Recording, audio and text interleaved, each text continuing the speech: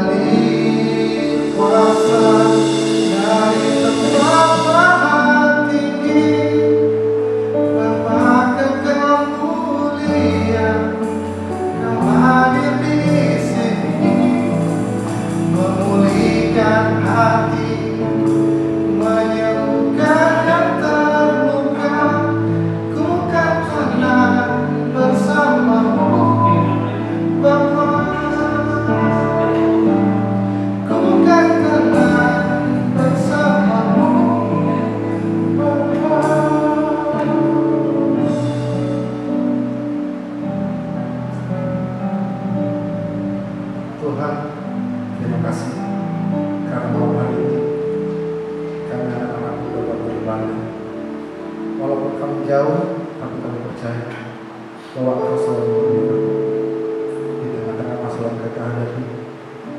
Engkau tak pernah tinggalkan kami di mana. Engkau selalu melindungi kami, menjaga dan melihara kami. Tuhan, berkati kami semua Tuhan. Apa yang kami lakukan setiap hari, apa yang akan kami lakukan ke depan, Engkau selalu menjaga kami. Ampuni setiap salah dosa kami Yesus. Dalam nama kami berdoa dan mengucap syukur. Haleluya. Amin. Haleluya. Haleluya. Terpujilah nama Tuhan karena malam hari ini kita dapat beribadah walaupun kita tidak bertemu secara langsung, tapi saya teman-teman ada sukacita yang luar biasa. Malam hari ini saya akan mengajak teman-teman untuk menyanyikan sebuah pujian. Segala puji syukur.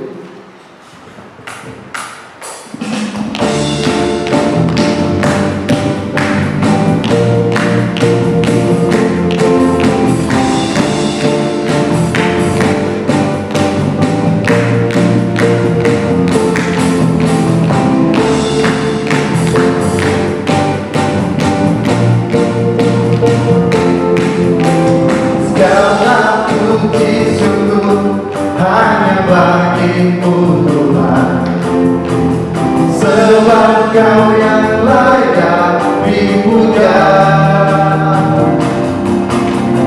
kami mau bersorak tinggikan nama-Mu. Haleluya.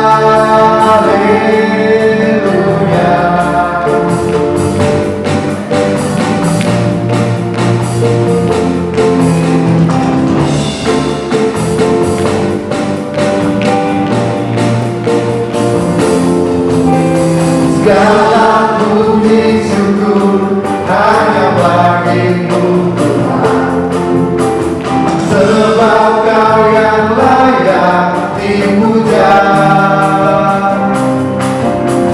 Kami mau bersorak tinggikan nama-Mu.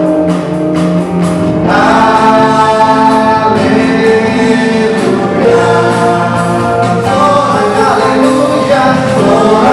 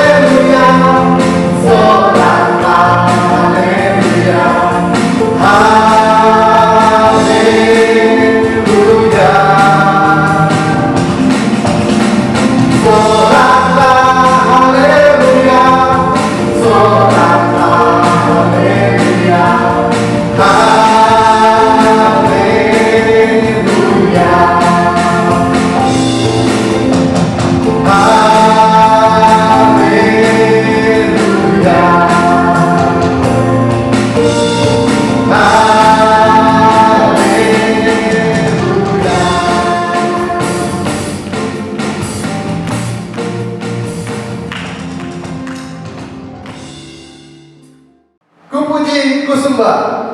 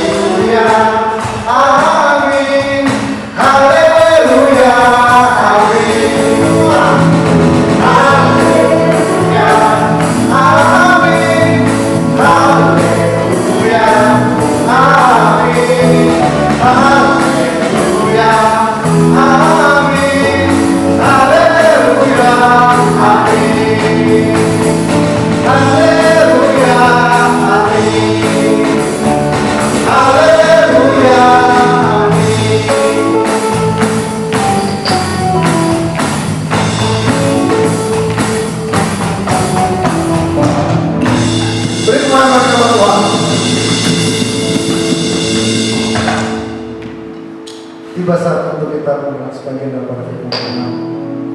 Namun sebelumnya kita akan melakukan sebuah pujian pribadi yang terkenal.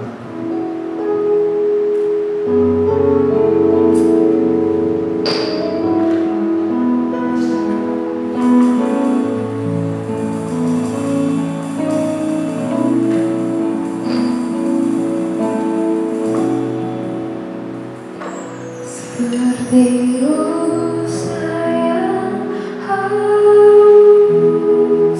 rindu air yang sungai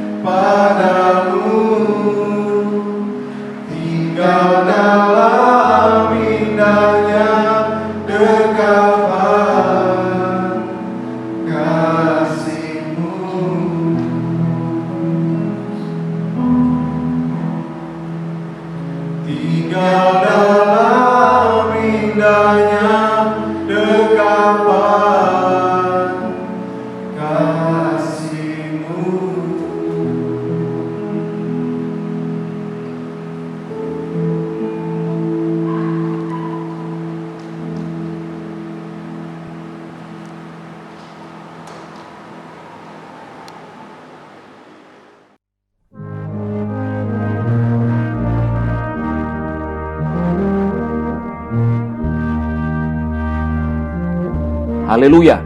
Salam damai sejahtera bagi kita semua pada saat ini, khususnya Anda yang mendengar pemberitaan firman Tuhan yang akan saya sampaikan pada saat ini.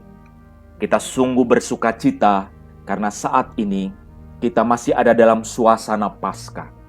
Sebuah peristiwa yang tidak pernah kita lupakan dalam kehidupan kita sebagai orang-orang percaya, karena Paskah itu adalah kemenangan bagi kita semua. Melalui apa yang Yesus alami, mulai dari Getsemani, lalu mati di atas kayu salib, dikuburkan, dan bangkit. Dan karena kebangkitannya itulah saudara-saudara sekalian, menjadi jaminan kepada kita semua sebagai orang-orang percaya. Nah, saudara-saudariku sekalian, pemberitaan firman Tuhan pada saat ini diambil dari Roma 5 ayat 17 dan 18. Roma 5 ayat 17 dan 18. Demikian firman Tuhan tertulis. Sebab jika oleh dosa satu orang maut telah berkuasa oleh satu orang itu, maka lebih besar lagi mereka yang telah menerima kelimpahan kasih karunia dan anugerah kebenaran. Dan anugerah kebenaran akan hidup dan berkuasa oleh karena satu orang itu, yaitu Yesus Kristus. Sebab itu, sama seperti oleh satu pelanggaran semua orang beroleh penghukuman, demikian pula oleh satu perbuatan kebenaran semua orang beroleh pembenaran untuk hidup. Saudara-saudariku sekalian, saya yakin dan percaya bahwa dalam perjalanan hidup Anda sebagai orang percaya, Anda dapat mengalami peristiwa yang sangat luar biasa dalam hidup Anda. Dan biasanya ketika kita melihat sesuatu atau kejadian yang berhubungan dengan diri kita, lalu ada sebuah ekspresi kekaguman karena kita melihat apa yang kita lakukan tersebut atau apa yang dihasilkan oleh orang, itu membuat kita berdecak kagum karena menghasilkan sesuatu yang luar biasa. Atau saudara-saudaraku sekalian, ketika kita sedang mengadakan perjalanan dan melihat sesuatu yang indah, maka biasanya kita segera mengambil handphone kita, lalu kita menggunakan handphone tersebut untuk mengambil sebuah gambar dari peristiwa atau pemandangan yang begitu luar biasa, dan apa yang kita lakukan tersebut, maka kita berusaha untuk menyimpannya dengan baik. Atau untuk anak-anak muda, misalnya saat ini, apa yang sedang ngetren yang banyak dilakukan oleh anak-anak muda, saya yakin dan percaya bahwa Anda mengenal dengan istilah aplikasi TikTok. Nah, biasanya ketika kita melakukan atau menunjukkan karya kita karena hasil dari TikTok tersebut sangat indah, kita berusaha untuk membagikan kepada teman kita, kita berusaha untuk istilah kerennya memviralkan dari hasil karya tersebut kepada orang lain. Dan saudara-saudara sekalian, kalau apa yang kita buat tersebut terus viral, banyak orang melihatnya, bukan hanya satu kali atau bahkan berulang-ulang, maka ada sebuah kepuasan yang terjadi dalam hidup kita. Dan kadang-kadang saudara-saudara sekalian, dari apa yang kita lakukan tersebut akan muncul sebuah ekspresi kekaguman dan sukacita. Ini adalah hal-hal yang wajar saja, sebab manusia juga patut mensyukuri apa yang pernah ia alami atau karya yang ia telah buat yang luar biasa yang jarang kita lakukan. Namun saudara-saudariku sekalian, saat ini saya ingin bertanya kepada Anda semua, dan saya percaya Anda bisa menjawabnya. Kalau kita melihat apa yang terjadi dalam hidup kita sebagai orang-orang percaya, maka saya yakin ada momen-momen tertentu di mana kita dapat melihat atau merenungkan bahwa momen-momen tersebut menjadi sesuatu yang sangat istimewa dalam hidup kita sebagai orang-orang percaya. Atau saudara-saudara sekalian, ketika Anda melihat gambar yang indah atau melihat karya orang yang begitu indah, ada sebuah ekspresi yang kita dapat munculkan. Misalnya saudara-saudara sekalian, Anda pasti tahu menara yang begitu indah, yaitu Menara Eiffel, yang dirancang oleh Gustave Eiffel. Atau saudara-saudara sekalian, Anda mungkin mengenal dengan komposer musik yang sangat luar biasa, misalnya adalah Beethoven. Ada begitu banyak lagu-lagu yang ia hasilkan atau lagu-lagu dari karya yang ia pernah buat. Namun saudara-saudara sekalian, apa yang saya sebutkan tadi, baik itu ketika kita melihat pemandangan atau karya orang lain, bahkan karya kita sendiri, saya ingin mengatakan bahwa semuanya itu bersifat fana karena kita masih hidup dalam dunia. Semua akan hilang pada suatu saat. Tetapi saudara-saudara sekalian, saya ingin mengatakan kepada saudara-saudariku sekalian, ada sebuah karya yang begitu indah yang terjadi dalam hidup kita ketika kita ada dalam dunia ini, dan apa yang terjadi tersebut akan membawa kita kepada kekekalan. Karya itu adalah karya penebusan, kematian, kebangkitan Kristus. Tidak ada karya lain yang melebihi karya penebusan Yesus Kristus di atas kayu salib. Mengapa saudara-saudara sekalian? Karena karya penebusan itu kita menerima keselamatan. Dan karya penebusan itu adalah untuk semua orang. Sehingga siapa yang percaya, maka mereka akan mengalami kehidupan yang kekal. Saudara-saudara sekalian, pernahkah kita berpikir, kenapa Kristus harus tergantung di atas kayu salib? Bukankah ia dapat menebus dosa manusia dengan cara yang lain? Nah, saudara-saudara sekalian, saya ingin mengatakan kepada saudara-saudara sekalian, Kristus mati di atas kayu salib karena dia harus menebus kegagalan dari Adam. Dan Adam telah gagal ketika ia hidup di Taman Eden karena ia telah mengikuti apa yang dikatakan oleh pencoba. Nah, saudara-saudara sekalian, saya ingin mengatakan, ketika Adam jatuh ke dalam dosa, tidak ada seorang pun yang dapat membawa manusia kembali kepada Allah seperti ketika Adam sebelum jatuh dalam dosa. Dan saya ingin mengatakan bahwa saudara-saudariku sekalian, karya yang besar dalam hidup kita itu yang bisa kita alami dalam hidup ini sebagai orang percaya adalah kematian dan kebangkitan Kristus. Kita dapat nikmati karya atau alami karya dari kematian dan kebangkitan Kristus ini bukan saja nanti ketika kita ada di surga sana, tetapi ketika kita hidup di dalam dunia ini, kita sudah merasakan karya Kristus yang menebus manusia dari ikatan dosa. Mungkin saudara-saudariku sekalian, Anda bertanya-tanya, kenapa peristiwa kematian dan kebangkitan Kristus itu dikatakan sebuah karya yang besar? Bukankah ada sebuah lagu yang mengatakan karya yang besar dalam hidup kita sebagai orang-orang percaya? Saya yakin Anda mengenalnya, atau bahkan sering Anda menyanyikan pujian tersebut. Nah, saudara-saudariku sekalian, untuk bisa memahami karya terbesar dalam hidup ini adalah karena darah Kristus, maka karya itu membenarkan kita dari orang-orang yang seharusnya tertuduh. Membenarkan kita yang seharusnya kita ini adalah orang-orang yang bersalah. Sehingga kesalahan yang kita lakukan ini tidak lagi diingat oleh Tuhan karena darah Kristus yang Ia curahkan di atas kayu salib. Atau saudara-saudaraku sekalian, disebut karya terbesar karena Kristus telah mengalahkan maut dan maut tidak lagi menguasai hidup kita. Atau saudara-saudara sekalian, disebut karya yang terbesar itu sebab karya itu mengubah posisi kita yang sebelumnya kita ada dalam kegelapan. Tetapi karena kematian dan kebangkitan Kristus, maka kita dibawa kepada terangnya yang mulia. Bukankah ini sesuatu yang luar biasa? Kita dulu adalah anak-anak kegelapan, tapi karena kematian dan kebangkitan Kristus, maka kegelapan itu, predikat sebagai anak-anak kegelapan, diubah menjadi anak-anak terang.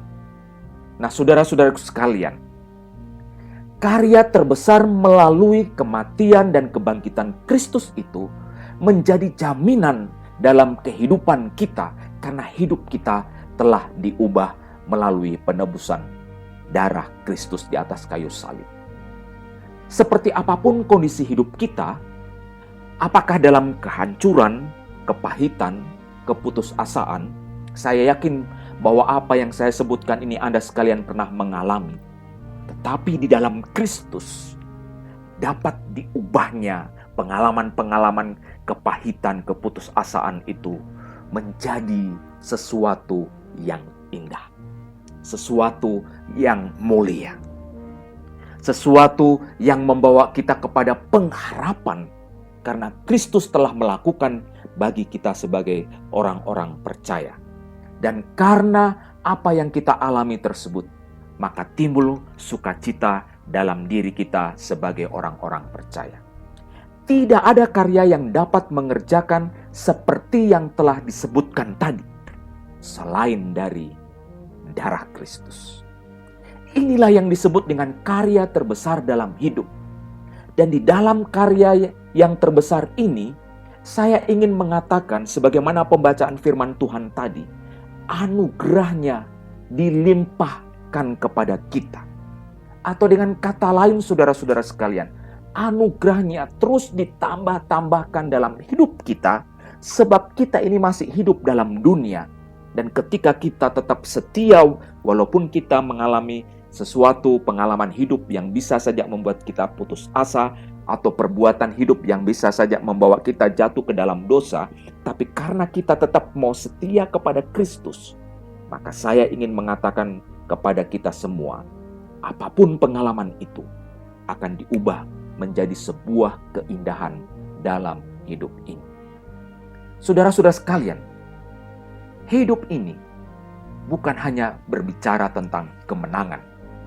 Walaupun saat ini kita sedang merayakan kemenangan Kristus. Tetapi ketika kita mengalami kehancuran, kepahitan, maka hidup kita itu bagaikan bejana yang jatuh berkeping-keping ada di lantai. Dan ketika kita melihatnya bahwa bejana yang pecah itu tadi telah berantakan di sini sana, tahukah kita saudara-saudara sekalian, Kristus melalui kematiannya di atas kayu salib menebus kita, sehingga bejana-bejana yang jatuh berserakan di lantai tadi dibentuknya kembali, diubahnya, sehingga bejana yang tadinya adalah sebuah bejana yang hancur, tetapi karena Kristus membuatnya kembali, membentuknya kembali, maka bejana itu menjadi bejana yang indah. Bahkan saya ingin mengatakan kalau karya Kristus itu terjadi dalam hidup kita, bahwa keindahan yang kita alami itu adalah keindahan yang belum pernah kita alami sebelumnya. Ada begitu banyak pengalaman-pengalaman hidup yang kita boleh alami dalam perjalanan hidup ini, tetapi ketika Tuhan membentuk kita melalui bejana yang jatuh tadi dan menjadi bejana yang indah, maka kita akan memuji dan mengagungkan Kristus. Nah, saudara-saudara sekalian, bukankah ini adalah sebuah keajaiban? Dan luar biasanya saudara-saudara sekalian, keajaiban yang kita alami ini karena kita percaya kepada Kristus.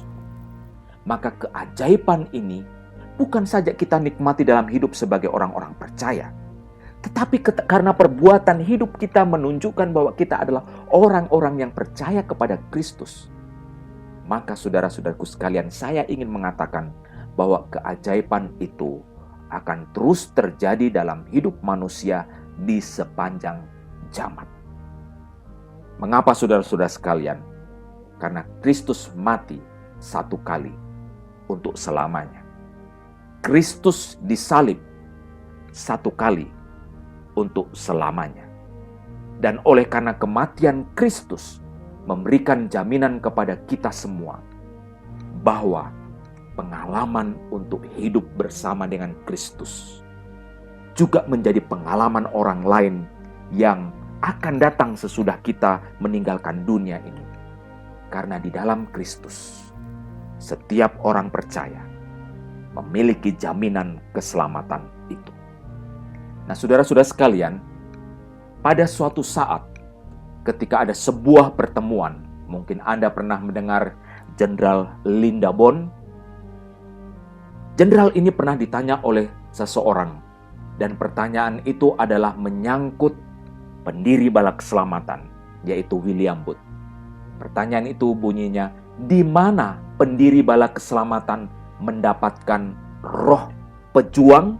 Saudara-saudara sekalian, kita mungkin masih ingat dalam bahasa Inggrisnya itu disebut I will fight. Atau di mana ia mendapatkan hati yang bernyala-nyala untuk memenangkan jiwa-jiwa? Jawabannya adalah di dalam Kristus. Kristuslah jawaban atas semua pertanyaan dalam hidup kita. Kristuslah yang menjadi pusat dari segala sesuatu yang kita lakukan di dalam dunia ini. Karena tidak ada karya yang melebihi dari karya Kristus.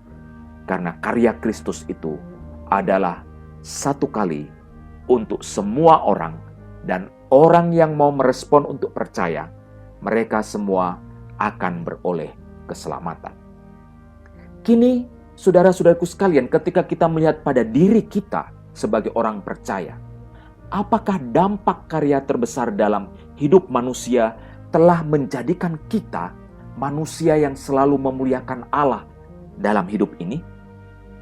Atau saudara-saudara sekalian, karena karya yang terbesar itu menjadikan kita sebagai orang yang memiliki hati bernyala-nyala untuk melayani Kristus melalui perbuatan hidup kita yang nyata. Kita sebagai orang percaya, kita semua telah meninggalkan semua kebiasaan lama kita. Mungkin saudara-saudara sekalian, kalau Anda melihat di luar sana, ada begitu banyak orang yang menyukai meminum minuman keras, dan bagi mereka itu akan membawa kepuasan tersendiri. Tetapi sebagai orang percaya, karena kita telah ditebus oleh darah Kristus, maka apa yang terjadi di luar sana itu adalah sebuah kesia-siaan jikalau kita tidak datang kepada Kristus. Saudara-saudara sekalian, masih ada sebuah pengalaman yang pernah saya alami sebagai seorang hamba Tuhan ketika kami melakukan sebuah kegiatan di mall. Ada beberapa prajurit atau kadet, mereka menyanyikan puji-pujian di mall di sebuah tempat yang telah disediakan. Dan saya ada berdiri tidak jauh dari para prajurit dan para kadet menyanyikan pujian tersebut.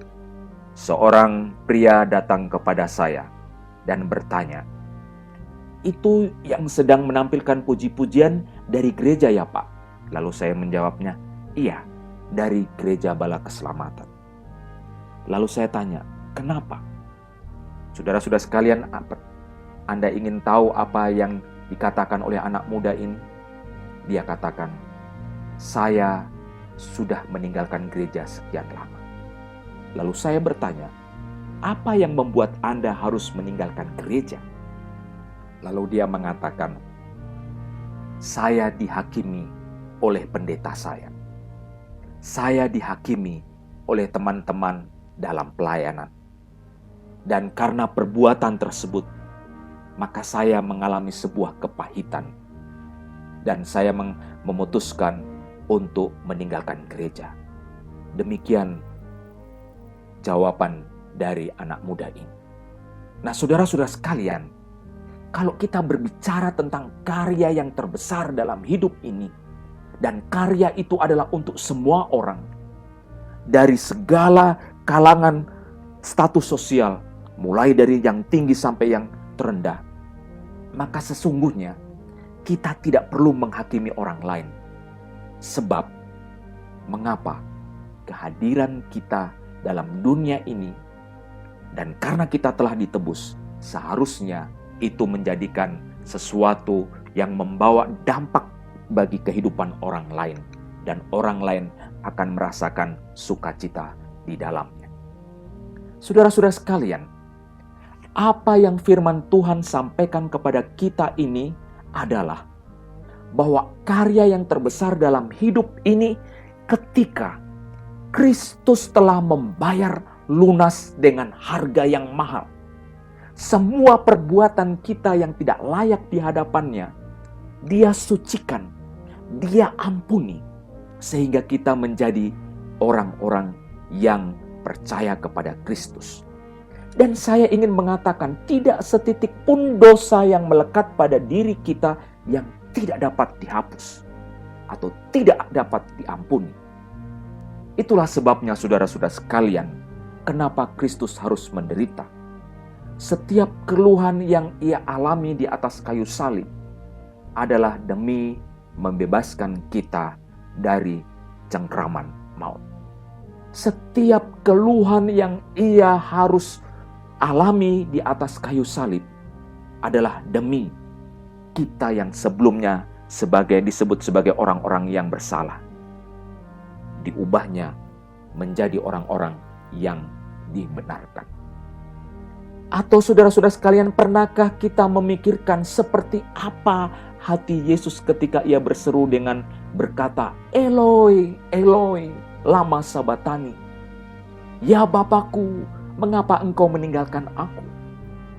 Rintihan atau keluhan itu terjadi demi saya dan demi saudara-saudara sekalian. Inilah yang disebut dengan karya terbesar. Sebab hanya karena Kristus, hanya karena satu orang yang harus menderita di atas kayu salib, maka semua orang dapat dibenarkan asalkan mereka mau datang kepada Kristus. Saudara-saudara sekalian, saya ingin bertanya kembali kepada Anda. Sudahkah hidupmu dibebaskan dari setiap perbuatan duniawi yang tidak memuliakan Tuhan? Lalu yang berikutnya saudara-saudara sekalian, kita tidak hanya berhenti pada posisi pembebasan. Tetapi apa yang akan kita alami ini adalah memiliki hati terus yang bernyala-nyala melalui sikap hati yang peduli dengan orang lain, mengangkat teman yang selama ini tersisih. Seperti yang saya sebutkan tadi, seorang anak muda yang dihakimi di gereja dan pada akhirnya meninggalkan gereja. Saya harap itu tidak terjadi kepada saudara-saudaraku sekalian. Tetapi saudara-saudara sekalian, kita harus mengangkat yang tersisih untuk dibawa kepada Kristus. Sehingga mereka dan kita disebut sebagai anak-anak terang. Dampak karya terbesar dalam hidup kita adalah ketika hidupmu diubahkan dan memberi buah yang dapat terlihat dan orang lain merasakan kehadiran Allah di dalamnya. Sekali lagi saya katakan saudara-saudara sekalian, dampak dari karya terbesar itu adalah ketika hidup kita diubahkan. Dan ketika kita dapat memberikan buah yang dapat terlihat, bahkan saudara-saudara sekalian, buah tersebut dapat dinikmati oleh orang lain. Buah itu akan menunjukkan bahwa orang lain dapat merasakan kehadiran Allah di dalam diri kita dan akan berdampak kepada orang yang ada di sekitar kita, sehingga mereka juga akan berdecak kagum atas karya terbesar itu, yaitu Kristus mati di atas kayu salib untuk semua manusia. Nah, saudara-saudara sekalian, saya ingin memberi sebuah tantangan kepada Anda semua pada saat ini. Kita tahu bahwa karya terbesar itu adalah ketika Kristus mau menyerahkan hidupnya untuk menggantikan kita di atas kayu salib sana. Sekarang, seperti apa dampak itu Anda alami sebagai orang-orang percaya? Saudara-saudara sekalian, saya ingin mengatakan bahwa karya terbesar dalam hidup itu bukanlah karya yang terbesar yang hanya kita alami. Tapi karya itu harus juga dialami oleh orang lain, yaitu mereka yang belum percaya, sehingga mereka boleh datang kepada Kristus dan memperoleh keselamatan yang kekal. Mengakhiri renungan ini, saya ingin mengatakan, Anda sebagai orang-orang percaya adalah orang-orang yang memiliki talenta. Tetapi karena Anda sebagai orang yang telah ditebus oleh darah Kristus, maka talenta tersebut Anda harus gunakan untuk memuliakan Dia. Karya terbesar itu telah mengubah hidup saya. Karya terbesar itu telah mengubah hidup Anda sekalian. Kini saatnya bagi kita untuk menyatakan bahwa karya terbesar itu juga harus dialami oleh orang-orang yang ada di sekitar kita. Teman kita yang belum percaya atau keluarga kita yang belum percaya.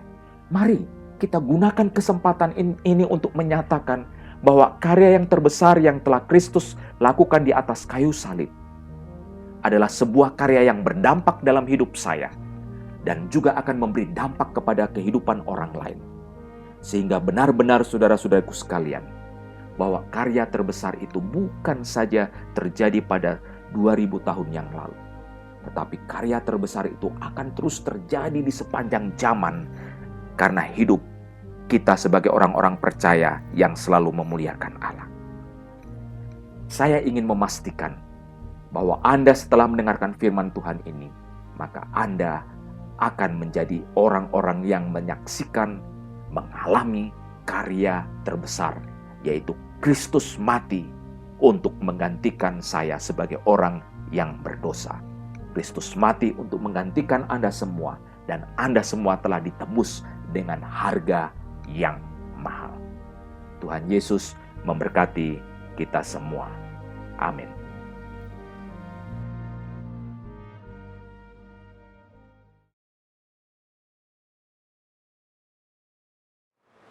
Kita akan mengakhiri ibadah kita pada malam hari ini. Namun sebelumnya kita akan angkat pujian. Kami memuji bersama.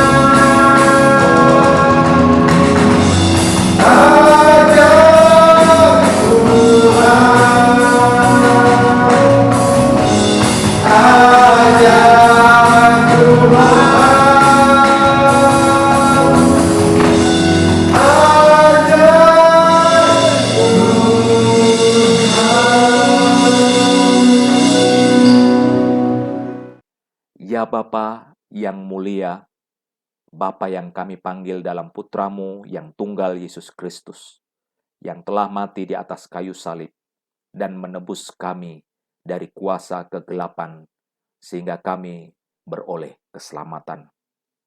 Kami bersyukur karena saat ini kami masih dapat menikmati pemberitaan firman Tuhan, dan bersyukur karena Engkau adalah Allah kami, Allah yang hidup. Sekarang hamba-Mu berdoa untuk mereka yang mendengarkan pemberitaan firman Tuhan ini. Berkatilah hidup mereka ya Bapa. Dimanapun mereka mendengarkan pemberitaan firman Tuhan ini, maka mereka akan semakin diteguhkan, pendidikannya diberkati, masa depannya menjadi indah di hadapan-Mu. Karena Engkau telah membentuk mereka, membentuk kami, bejana yang pecah tadi, dibentuk kembali menjadi bejana yang mulia, yang lebih indah daripada bejana yang sebelumnya. Dan kini, hamba-Mu meminta berkat secara khusus bagi mereka yang mendengarkan firman Tuhan pada saat ini. Kiranya damai sejahtera dari Tuhan kita Yesus Kristus, yang telah memulihkan hubungan manusia dengan Allah, hubungan orang-orang percaya dengan Allah, beserta dengan Anda sekalian. Dan kiranya pengasihan dari Allah Bapa, serta kekuatan dari Roh Kudus menyertai Anda sekalian, mulai saat ini sampai Maranatha, Tuhan Yesus datang kembali. Amin.